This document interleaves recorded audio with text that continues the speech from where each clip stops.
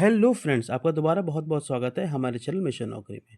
Friends, Railways RRB NTPC 2024 इसकी तैयारी हमारा चैनल मिशन नौकरी आपके लिए करवा रहा है, आप जानते ही हैं। आरआरबी एनटीपीसी का जो जनरल अवेयरनेस का सिलेबस है फ्रेंड्स, वो सबसे हार्ड सिलेबस है। उसमें जो भी टॉपिक्स दिए हुए हैं, वो बच्चों को ना कहीं आसानी से मिल पाते हैं, ना बुक्स में, ना कहीं यूट्यूब पे। इसी को देखते हुए फ्रेंड्स, ये हमारे मिशन नौकरी चैनल ने आपके लिए जितने भी जनरल अवेयरनेस में टॉपिक दिए हुए हैं, उन टॉपिक्स पे अलग-अलग मेरे सारे वीडियोज़ आ चुके हैं फ्रेंड्स। मैंने उसके लिए प्लेलिस्ट भी बनाई हुई है जनरल अवेयरनेस की 2024 की। उस पे जाके हमारे चैनल मिशन नौकरी पे आप जाके वो आप देख सकते हैं, हमने सब लगभग सिलेबस आपका कंप्लीट करा दिया है। ओके फ्रेंड्स, जितने भी टॉपिक दिए हुए हैं देखिए, एनवायरनमेंट है, फ्लोरा फाउना है, फ्लैगशिप है, ट्रांसपोर्ट सिस्टम ऑफ इंडिया है, जितने भी टॉपिक फ्रेंड्स दिए हुए हैं अलग अलग, उन सारे टॉपिक्स पे मेरे बहुत ब्यूटीफुल कंटेंट आए हुए हैं। जो बच्चों ने वीडियोस को देखा है वो काफ़ी कमेंट अच्छे किए हैं, जिसको देख के हमें खुशी महसूस होती है, हमें मोटिवेशन होता है और हम आपके लिए ऐसी चैनल वीडियोज़ ला रहे हैं। ओके फ्रेंड्स, ये सिलेबस कंप्लीट होने के बाद हम आपके लिए क्वेश्चंस भी लाएंगे। थोड़ा समय की कमी है, लेकिन उम्मीद करते हैं कि 1 हफ्ते के अंदर हम पूरी तरह से फ्री हो जाएँगे, तो आपके लिए लगातार क्वेश्चंस भी आएँगे। उन क्वेश्चंस को करके आप जो जब तक पूरा आपका एग्ज़ाम नहीं हो आता, वो आप लगातार क्वेश्चंस आएँगे ताकि आपकी तैयारी बिल्कुल बेहतर हो। हमारा इस चैनल का मकसद दोस्तों आपको ये है कि आपको बिल्कुल फ्री में चीज़ों को दिखाया जाए, आपको वीडियोज़ ला रहे हैं, है ना?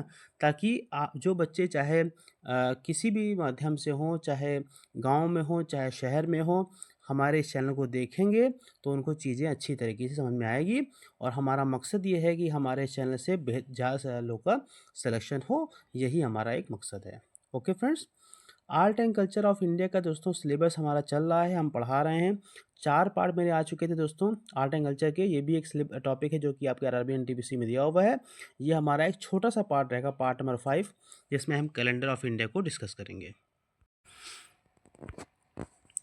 देखिए, हमारे इंडिया में दोस्तों कई कैलेंडर्स हैं, जैसे विक्रम संवत है, ठीक है? विक्रम संवत है, साका संवत है, हिजरी कैलेंडर यूज़ करते हैं लोग, जॉर्जियन कैलेंडर यूज़ करते हैं और देश का नेशनल कैलेंडर।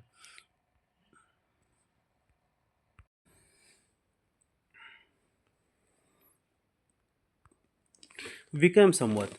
देखिए फ्रेंड्स, विक्रम संवत जो है ना, वो बेसिकली जो हमारा क्रिश्चियन कैलेंडर है, जो हम कैलेंडर यूज़ करते हैं, अपने जॉर्जियन कैलेंडर जिसे बोलते हैं, उसके 56 साल पहले स्टार्ट हुआ था, ठीक है? जो हमारा क्रिश्चियन एरा है, जब ईसा मसीह पैदा हुए थे, जिस दिन से जॉर्जियन कैलेंडर आया था, है ना? जिसको हम नॉर्मल में यूज़ करते हैं, उससे 56 साल पहले विक्रम एरा आया था।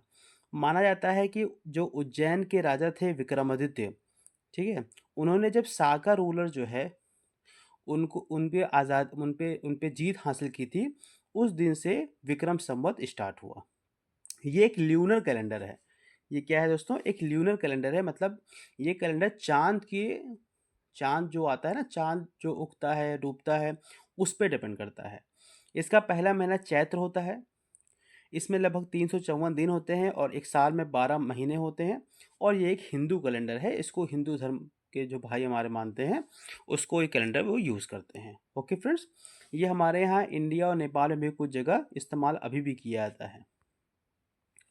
जो विक्रम संवत कैलेंडर है, उसमें क्या कौन-कौन से महीने होते हैं देखिए दोस्तों, चैत्र, वैशाख, ज्येष्ठ, अषाढ़, श्रवण, भाद्रपद, अश्विना, कार्तिक, मृगशिरह, पौषा, माघ और फागुन।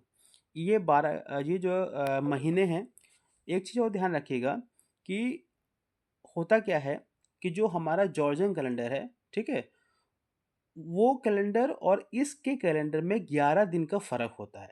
मतलब जो उसका जो साल होता है और इसके साल में 11 दिन का फ़र्क होता है। इसीलिए क्या होता है, जब 2.5 साल हो जाते हैं ना, जो सोलर ईयर के 2.5 साल हो जाते हैं, तो इसमें एक अलग महीना ऐड कर दिया जाता है जिसका नाम होता है अधिक मास।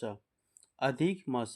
वो ऐड करने से क्या होता है कि जो विक्रम संवत कैलेंडर है, वो इंग्लिश कैलेंडर के बिल्कुल समान चलता है। तो हर 2.5 साल में 1 महीना और ऐड कर दिया जाता है, जिसका नाम होता है अधिक मास। ठीक है फ्रेंड्स? तो ये था आपका विक्रम संवत कैलेंडर। अब आता है साका संवत कैलेंडर। देखिए हमारा दोस्तों, साका संवत कैलेंडर हमारा देश का नेशनल कैलेंडर है, मतलब ऑफिशियल कैलेंडर है।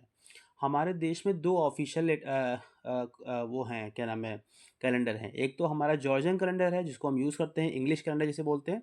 दूसरा हमारा साका संवत। साका संवत कैलेंडर भी हमारे देश का गवर्नमेंट द्वारा ऑफ़िशियल कैलेंडर है, दोस्तों ध्यान रखिएगा। इसको जो एस्टैब्लिश किया था किंग शालीवाहन ने एस्टैब्लिश किया था 78 एडी में। और ये जो कैलेंडर है दोस्तों, ये चाँद और सूरज दोनों पे डिपेंड करता है। जो इसका साल होता है वो सोलर की साइकिल पे डिपेंड करता है, मतलब जो सूरज होता है, जो पृथ्वी होती है, वो सूरज के चारों ओर चक्कर लगा रही है ना, तो उस पे डिपेंड करता है साल। और जो महीना होता है वो चांद पे डिपेंड करता है। तो ये बहुत बड़ा अंतर है। और 78 एडी से स्टार्ट हुआ था, मतलब कि इस जब जॉर्जियन कैलेंडर है उसके 78 साल बाद ये कैलेंडर आया। और ध्यान रखिएगा, इसका जो नया साल होता है वो हर साल 22 मार्च को पड़ता है। और अगर लीप ईयर है तो 23 मार्च को पड़ेगा।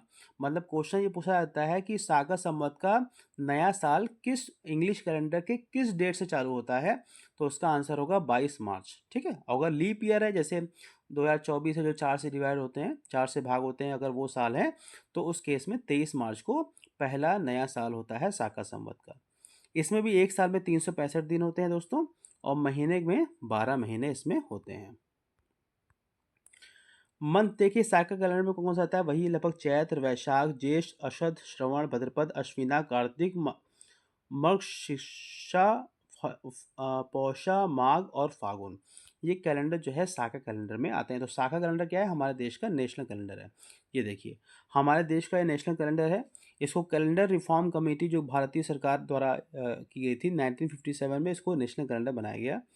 और 22 मार्च 1957 से इसको यूज़ किया गया। तो 22 मार्च बेसिकली इसलिए यूज़ किया गया बिकॉज इसको पहला चैत्र माना गया, मतलब साल का नया दिन। ठीक है। अब आता है इस्लामिक कैलेंडर। जो हमारे इस्लामी भाई हैं, मुसलमान भाई हैं, वो इस्लामिक कैलेंडर को भी अपने धर्मों के लिए यूज़ करते हैं। तो इस्लामिक कैलेंडर को हिजरी कैलेंडर बोला जाता है। हिजरी का मतलब क्या होता है, किस दिन से स्टार्ट हुआ, जब मोहम्मद साहब जो इस्लाम के जनक हैं, वो मक्का से मदीना गए थे। मक्का से मदीना जिस दिन गए थे उस दिन से जो है 0 हिजरी माना जाता है, मतलब हिजरी कैलेंडर वहीं से स्टार्ट हुआ। हिजरी का मतलब, हिजरत का मतलब ही होता है अरबी में, मतलब ट्रैवलिंग करना। Okay friends. 622 एडी मतलब ईसा मसीह का जो पैदा हुए थे, जिस दिन से क्रिश्चियन कैलेंडर चालू हुआ, उसके 622 साल बाद इस्लामिक कैलेंडर स्टार्ट हुआ। और ये एक ल्यूनर ईयर है, मतलब कि ये ल्यूनर कैलेंडर है, मतलब कि ये पूरे पर डिपेंड करता है चांद पे। ठीक है। 12 महीने इसमें होते हैं, लगभग लगभग 354 दिन होते हैं। कंप्लीटली ल्यूनर है, इसका सोलर साइकिल के साथ कोई एडजस्टमेंट नहीं होता है। इसका जो दिन स्टार्ट होता है वो सूरज डूबने पे स्टार्ट होता है। ठीक है। और महीना जो स्टार्ट होता है वो नया चांद हो जब होता है तब वो एक महीना स्टार्ट होता है। तो उसे बोलते हैं इस्लामिक कैलेंडर। इस्लामिक कैलेंडर में कौन कौन से महीने आते हैं, देखिए मुहर्रम से महीना स्टार्ट होता है। मुहर्रम जो होता है वो पहला महीना होता है इस्लामिक कैलेंडर का। तो मुहर्रम, सफ़र, रबीउल अव्वल, रबीउल सानी, जमादुल अव्वल, जमादुल सानी, रजब, शाबान, रमज़ान, शव्वाल और जुलहज और जुलाक़िद। ठीक है। तो ये जो महीने होते हैं ये हिजरी कैलेंडर के होते हैं। अब आता है जॉर्जियन कैलेंडर। देखिए दोस्तों, जॉर्जियन कैलेंडर सबसे इम्पॉर्टेंट कैलेंडर है बिकॉज हम लोग अपनी नॉर्मल लाइफ में हम इसी कैलेंडर का इस्तेमाल करते हैं। और बिकॉज क्यों, क्योंकि ये सिंपल टू यूज़ है। देखिए, जब जिस दिन जीसस क्राइस्ट पैदा हुए थे उस दिन से कैलेंडर स्टार्ट हुआ। ये एक सोलर कैलेंडर है, मतलब कि ना चांद पे डिपेंड नहीं करता, सूरज पे डिपेंड करता है। 12 महीने दोस्तों इसमें होते हैं, 365 दिन होते हैं, और 5 घंटे 48 मिनट और 46 सेकेंड जो है एक साल में होते हैं। अब कुछ एक्स्ट्रा फैक्ट देखिए, शुक्ल पक्ष किसे बोलते हैं और कृष्ण पक्ष किसे बोलते हैं, जो हमारे हिंदू भाई वो जानते होंगे। देखिए, शुक्ल पक्ष से बोलते हैं, ये वो दिन होता है जब स्टार्ट होता है जब नया चांद होता है। जब नया चांद होता है तो उसे बोलते हैं शुक्ल पक्ष। और जब नया चांद जब ढल रहा होता है, फुल मून जब ढल रहा होता है, तो उसे बोलते हैं कृष्ण पक्ष। तो नया चांद से फुल मून तक के पीरियड को बोलते हैं शुक्ल पक्ष। और जब पूरा चांद होता है, जब पूरा चांद डूबता है, खत्म होता है, तो उसे बोलते हैं कृष्ण पक्ष। नवरोज़ काफ़ी फेमस है कि नवरोज़ क्या होता है, तो जो फ़ारसी कैलेंडर होता है उसका नया साल जो महीना होता है वो नवरोज़ होता है। तो नवरोज़ से नया साल चालू होता है फ़ारसी कैलेंडर का। ठीक है। और जो यहूदी कैलेंडर होता है वो 632 ईस्वी से चालू होता है। बस इतना फैक्ट ध्यान रखिएगा दोस्तों, ये भी क्योंकि आर्ट एंड कल्चर का ही पार्ट होता है, तो मैंने आपको कैलेंडर बता दिया। तो ओके फ्रेंड्स, थैंक यू, बहुत बहुत शुक्रिया।